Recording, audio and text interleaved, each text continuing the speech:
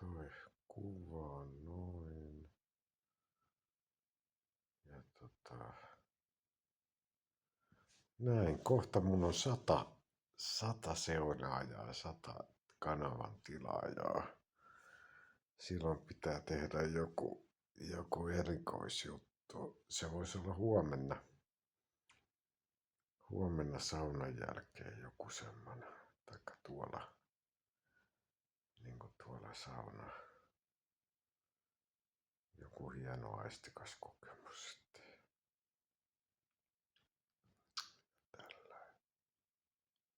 Se voisi olla siellä, kun se yli 100 tilaajaa tulee, niin tehdä sitten joku erikoislähetys niin sanotusti, joku live-video.